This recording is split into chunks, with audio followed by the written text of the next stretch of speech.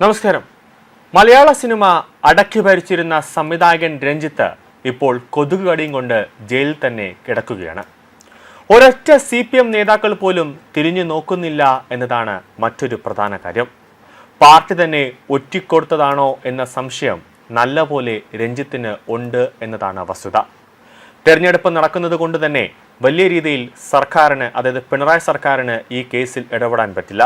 അപ്പോൾ കൃത്യമായി വ്യക്തമായി കേരള പോലീസ് അന്വേഷിച്ചപ്പോൾ രഞ്ജിത്തിന് പിന്നെ ഒരിടത്തും ചെന്ന് ഒളിക്കാനുള്ള ഒരു സ്ഥലം കിട്ടിയില്ല.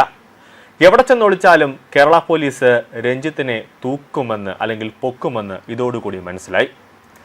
താൻ തന്നെ വെള്ളിത്തിരയിൽ അനശ്വരമാക്കിയ ദേവാസുരത്തിലെ മംഗലശ്ശേരി നീലകണ്ഠനെ പോലെ ഗർവോടെ സിനിമാ സെറ്റുകൾ ഭരിച്ചിരുന്ന രഞ്ജിത്തിന് ഇപ്പോൾ എറണാകുളം സബ് ജയിലിന്റെ തണുത്ത തറയിൽ ഉറക്കമില്ലാത്ത രാത്രികളാണ്.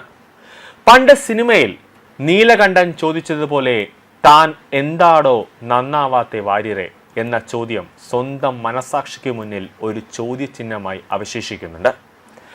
ജയിലിനുള്ളിലെ അസൗകര്യങ്ങളും കൊതുക് ശല്യവും അദ്ദേഹത്തെ ശാരീരികമായും മാനസികമായും തളർത്തുന്നുണ്ട് എന്നാണ് പുറത്തുവരുന്ന റിപ്പോർട്ടുകൾ സൂചിപ്പിക്കുന്നത്.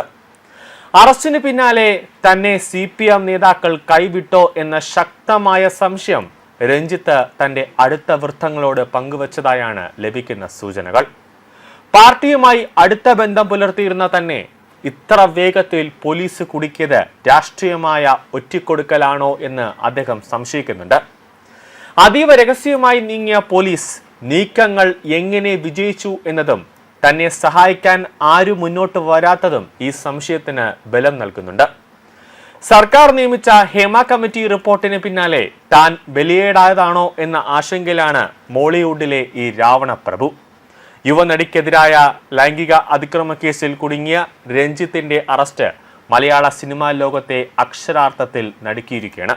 ജനുവരി 19 തൊടുപുഴയിലെ ഷൂട്ടിംഗ് സെറ്റിൽ വെച്ച് നടന്നുവെന്ന് പറയപ്പെടുന്ന സംഭവത്തിൽ പോലീസ് അന്വേഷണം ഇപ്പോൾ അതീവ നിർണായകമായ ഒരു ഘട്ടത്തിലൂടെ കടന്നിരിക്കുകയാണ്.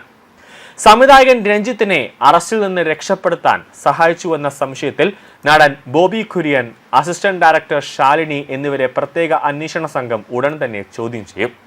രഞ്ജിത്തിന്റെ ഒളിത്താവളങ്ങൾ ഒരുക്കുന്നതിലും പോലീസിനെ വെട്ടിച്ച് കടന്നുകളയാൻ ശ്രമിച്ചതിലും ഇവർക്ക് പങ്കുണ്ട് എന്ന സൂചനകളാണ് പോലീസിന് ലഭിച്ചത്. ചോദ്യം ചെയ്യലിൽ തെളിവുകൾ ലഭിച്ചാൽ ഇവരെ കേസിൽ പ്രതിപട്ടികയിൽ ഉൾപ്പെടുത്താനാണ് പോലീസിന്റെ നീക്കം. ബോബി കുര്യൻ ഇടുക്കിയിൽ മണ്ടമേട്ടിൽ ഏറെ ബന്ധമുള്ള ഒരുപാട് റിസോർട്ടുകളുണ്ട്.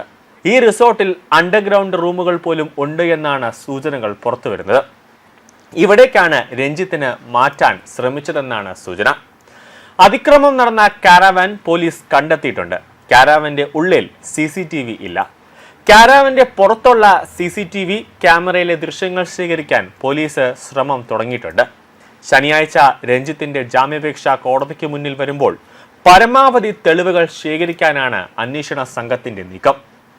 പീഡനം നടന്ന സിനിമാ സെറ്റിൽ ഉണ്ടായിരുന്ന കൂടുതൽ ചലച്ചിത്ര പ്രവർത്തകരുടെ മൊഴിയും എടുക്കും. സബ് ജയിലിൽ തുടരുന്ന രഞ്ജിത്തിന്റെ കസ്റ്റഡി അപേക്ഷയും ജാമ്യാപേക്ഷയും ശനിയാഴ്ച കോടതി പരിഗണിക്കും. ശനിയാഴ്ച അറിയാം രഞ്ജിത്ത് വെൽക്കം ടു സെൻട്രൽ ജയിലാണോ അതോ ഔട്ട് ടു സെൻട്രൽ ജയിലാണോ എന്ന് ശനിയാഴ്ച കോടതി പറയും.